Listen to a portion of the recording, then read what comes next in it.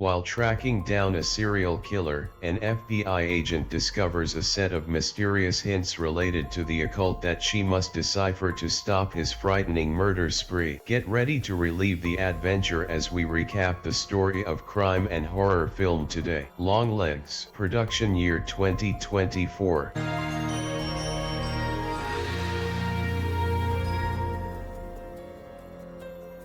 The movie starts in Oregon in the early 1970s. In the winter, a young girl steps out of her house and notices a car parked on her street. As she walks closer, she hears a voice. When she looks back, a spooky pale man comes up to her and refers to her as the almost birthday girl, mentioning how he wore his long legs that day. In the 1990s, 2 decades later, FBI agent Lee Harker is tasked with the case alongside her partner, Agent Fisk. They visit a neighborhood to inquire about a suspect, but Lee is able to identify the house based on her initial instinct. After Fisk opens the door and is shot in the head, Lee proceeds to enter the house with her gun. She finds the criminal sitting at the foot of his bed with his hands up. Lee has a meeting with her boss, Agent Carter, who is amazed by Lee's intuition and considers that she may possess some sort of psychic talent. He tasks her with a murder case spanning decades, where fathers killed their families before committing suicide. Letters with satanic symbols and coding signed as Longlegs were discovered at the site of every crime. Carter subsequently asks Lee to come to his home, where she is introduced to his wife Anna and daughter Ruby. Ruby welcomes Lee into her room, where Lee mentions she previously desired to pursue acting rather than becoming an agent. Ruby extends an invitation to Lee for her upcoming birthday celebration. Lee takes her work to her isolated cabin to complete it. She also has a strained relationship with her mother Ruth, whom she attempts to reach out to. Lee hears knocking on her door, prompting her to go check who it is. Looking out of her window, she spots a silhouette in the forest just standing. Upon facing the silhouette outside, Lee follows it into her home, a fact she quickly realizes. When she comes back, the shape has disappeared, and there is only a letter for Lee with the message to wait until January 14th before opening it. Lee uncovers the birthday card containing the same satanic coding as the letters Carter mentioned. The text from Revelation stating "I stood on the beach" is interpreted, along with a menacing image of violence. Carter enlists Lee to look into another Longlegs killing. Once again, the father was responsible, and Lee and Carter discovered the decaying body of one of his daughters.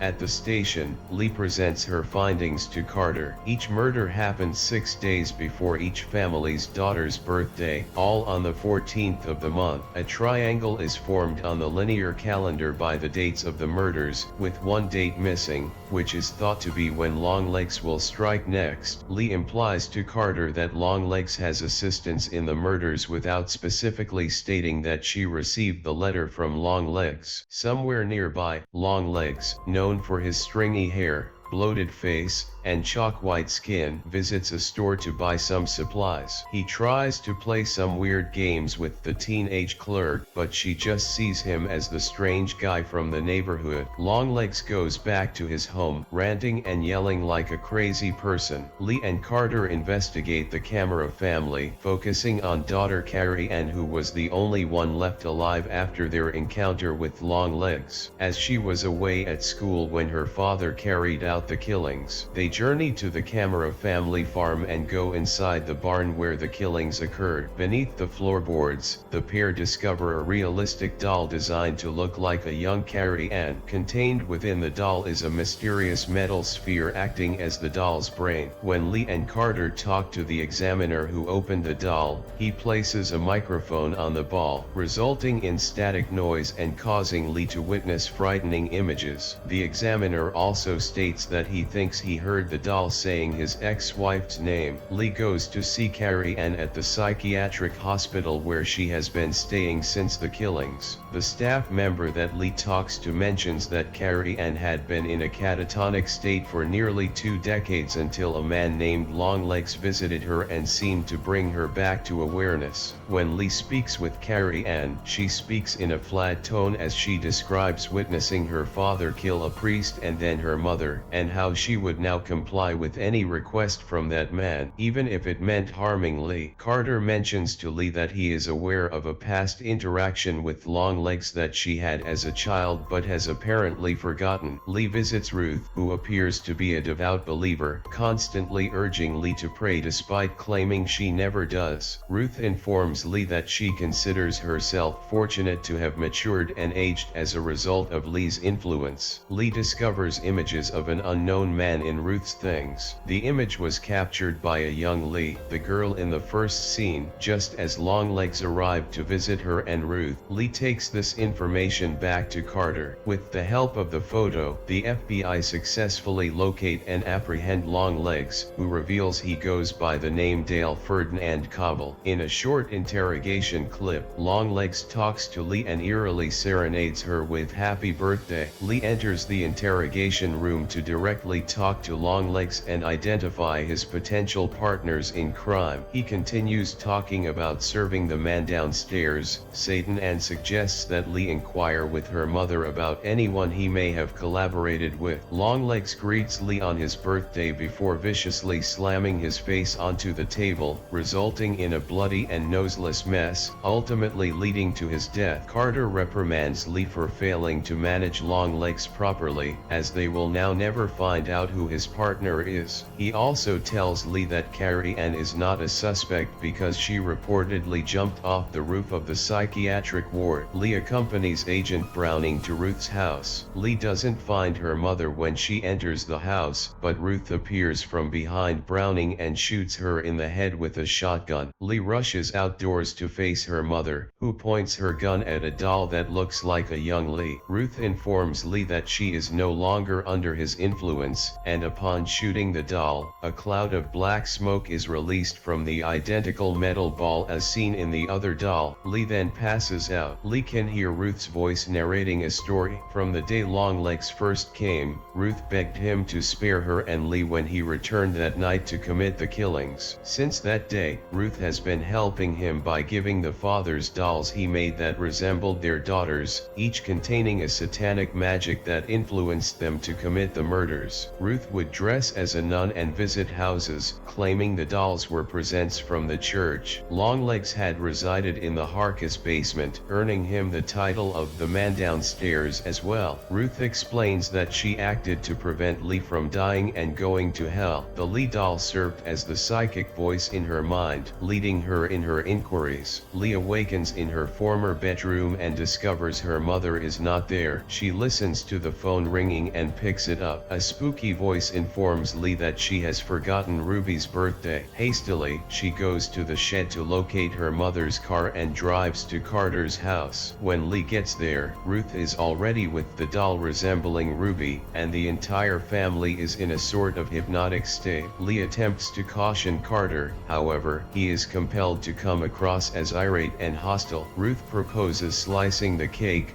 prompting Carter and Anna to head to the kitchen, where Anna's screams indicate she is being killed. Lee attempts to convince her mother to cease, but her mother is determined to follow through until the end. Lee fires his gun, preventing Carter from approaching Ruby. Ruth angrily stands and attempts to attack Lee and Ruby, but Lee shoots her mother in the head. Having no more bullets left, Lee decides to abandon the house with Ruby instead of trying to destroy the doll. The final image we are left with is Longlegs sitting in the interrogation room, laughing tauntingly after successfully executing his plan, concluding with the phrase "Hail Satan" and blowing a kiss at the viewers. And showing this story ends here. Thanks for watching.